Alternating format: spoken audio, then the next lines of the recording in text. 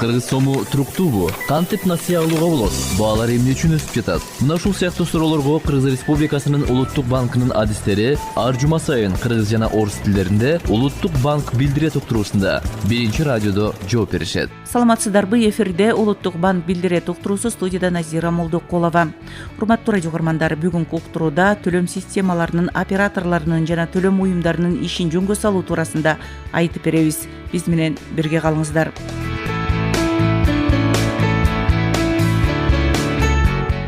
Төлөм системасынын оператору иш жүргүзүү алдында үчүнчү жактардын төлөмдөрү жана эсептешүүлөрү боюнча финансылык маалыматтарды кабыл алуу, иштеп чыгуу жана сунуштоо боюнча кызматтарды төлөм системасынын ошол процессинг, клиринг борборунун катышуучуларына сунуштоого лицензия алууга милдеттүү. Бул туурасында биз кенен маалымат алуу үчүн Улуттук банктын төлөм системалары башкармалыгынын төлөм системаларынын операторлору жана төлөм уюмдары бөлүмүнүн баш кадиси Айгүл Бакесариева менен маектештик.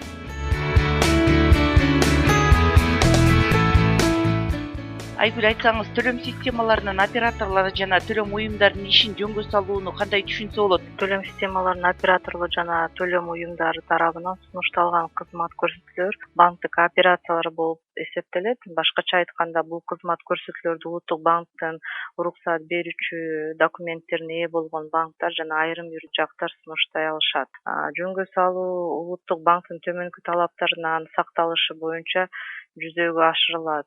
Мындайча айтканда, бул болсо уставдык капитал боюнча аппараттык программалык комплекстери каралат. Сервердик жайлар жана башка техникалык талаптар боюнча, агенттик келишимдерди түзүү боюнча, финансылык аудиттин жана маалыматтык аудиттен өтүү боюнча, тобокелдиктерди тескөө боюнча жана финансылык отчеттун ай сайын, чейректен көрсөткөн отчеттору да каралып чыгат. Бул төлөм системанын операторлору жана уюмдары өзгөрүүлөр жана коллегиалдык аткаруу органы, акча каражаттарын келип чыгуу булактарын жана башка жөнүндө, ошондой эле жана тастыктоочу документтерди тиркөө менен кайсы гана болбогон өзгөртүүлөр тууралуу маалыматты Улуттук банкка көргөзүшөт. Айтыңызчы, азыркы учурда республикада төлөм системаларынын канча оператору жана канча төлөм уюму бар? Деги эле Улуттук банк тарабынан лицензиялардын кайтарып алынган учурлары болгонбу? Ошо 2020-жылдын 1-июлуна карата абал боюнча төлөм системасынын операторунун ишин жүргүзүү укугуна 23 лицензия жана төлөм уюмунун ишин жүргүзүү укугуна 24 лицензия берилди. Анын ичинен төлөм системасынын төлөм уюмдары 16 оператор Бишкек шаарында, 2 Чүй областында, 3 Ош областында, 2 Жалал Абад областында, 1 төлөм уюм, төлөм оператору Баткен областында катталган. Ошондой эле төлөм системаларынын 4 операторунун лицензиясы кайтарып алынган. Андан тышкары 2 төлөм уюмунун төлөм системаларынын 3 операторунун лицензияларынын аракети токтотулган.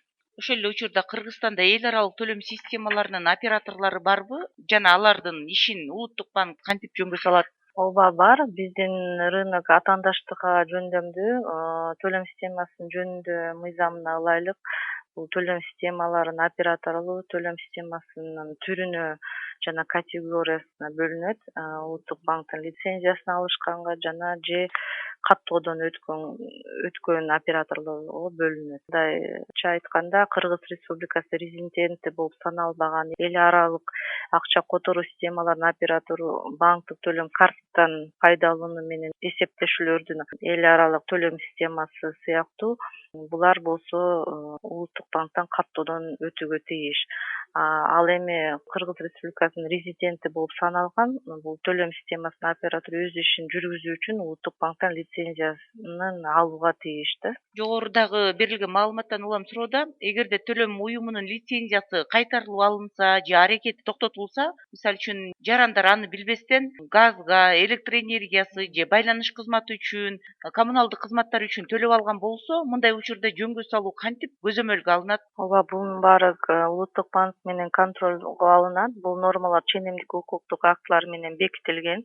Башкача айтканда, лицензият Улуттук банкка тиешелүү лицензияны тапшырганга чейин келишим шарттарын аткарууга же төлөм системасынын катышуучуларын жана товарларды, кызмат көрсөтүүлөрдү сунуштоочулар алдындагы төлөмдөрүн жыйынтыгоо жана иштен лицензияланган түрүн токтотууга милдеттүү. Улуттук банкка лицензияны тапшырган учурда үчүнчү жактар алдындагы төлөмдөрдү бүткөрүлдүгүн салыштырып текшерүү актыларын кагаз түрүндө көрсөтүүгө тийиш.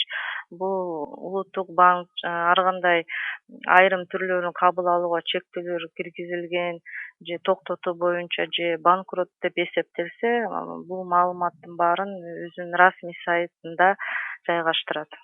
Айтсаңыз, 2019-жылы төлөм системасынын операторлору жана төлөм уюмдары аркылуу кайсы кызмат көрсөтүүлөр канча көлөмдө жана канча санда өткөрүлдү? Ушундай маалыматты да сиздер топтоп статистиканы чыгарасыздарбы? Ооба, андай статистикабыз бизде расмий сайтында жайгаштырылат. 2019-жылы төлөм системаларынын оператору төлөм уюмдары аркылуу 32,7 миллиард сом жалпы суммасына өткөрүлгөн. 168,2 миллиард транзакция өткөрүлгөн. Бул төлөм терминалдардын агенттик түйүндөрү жана электрондук акчаны пайдалануу менен үчүнчү жактардын пайдасына төлөмдөрдү кабыл алган. 2019-жылдын акырына карата төлөм терминалдардын жана алардын агенттеринин саны 7699 бирдикти, ал эми веб кассалар жана алардын агенттеринин саны 12502 бирдикти түзгөн. Төлөм уюмдарында колдонулган терминалдар тууралуу эмнелерди айта аласыз? Эми бизде азыр биринчи чейрекке карата абал боюнча төлөм терминалынын саны 7370 даананы түзөт. Терминалдарга акча каражаттарын салууда аларды кабыл алуу же алардын агенттери боюнча лимиттер берилгенби же андай лимит белгиленбейби? Жок, андай лимиттер бар бизде. Террористтик ишти каржылоо жана кылмыштык кирешелерди легалдаштыруу, адалдоого каршы аракети боюнча мыйзамдын алкагына лимиттер белгиленген. Анын ичинде 70 000 сомдон ашуусуна жол берилбейт. Эгерде бул суммадан ашса, төлөм уюму идентификациялоо жол жобосун жүргүзүүгө тийиш. Ал эми дагы биздин укуктук актыларда дагы лимиттер бар. Бул болсо төлөм уюмдардын жана агенттердин мобилдүү тиркемелери аркылуу лимиттер боюнча бүт банктык идентификацияларды өтсө, ошондо 200 000 сомдон ашпаган өлчөмдө лимит каралган. Мында колдонуучулар бул категориясына агенттердин мобилдүү тиркемелерди жеткиликтүү кызмат көрсөтүүлөрдү кеңири пайдаланса болот. Тактап айтканда кандай, мисалы? Бул эми мындай да, бул адамдар жанагы юридикалык жак же жеке адамдар идентификация өтсө, банктан идентификация өтсө, ошондо 200 000 сомдон ашпаган лимит бар. Төлөм уюму же анын агент айлануу менен идентификациялоодон өткөн жеке адамдар, булар болсо 60 000 сомдон ашпаган өлчөм лимит белгиленген. Ошондой эле тобокелдик деңгээлге төмөн операцияларды пайдаланууга мүмкүнчүлүгү берилген. Колдонуучулардын аталган категориялары үчүн бир жолу төлөмдөр жүргүзүү боюнча 15 000 сомдон ашпаган өлчөм лимит каралган. Урматтуу радио угармандар, сиздер жогоруда төлөм системаларынын операторлорунун жана төлөм уюмдарынын ишин жөнгө салуу туурасында маалыматты уктуңуздар. Маектешибиз Улуттук банктын төлөм системалар башкармалыгынын бөлүмүнүн баш кадиси Айгүл Бакисариева болду. Ушуну менен Улуттук банк билдирет уктуруусу соңуна чыкты. Даярдоо алып барган Назира Молдокулова. Саламатта калыңыздар. Кыргыз сому туруктуубу? Кантип насыя алууга болот? Баалар эмне үчүн өсүп жатат? Мына ушул сыяктуу суроолорго Кыргыз Республикасынын Улуттук банкынын адистери ар жума сайын кыргыз жана орус тилдеринде Улуттук банк билдирет уктуруусунда биринчи радиодо жооп беришет.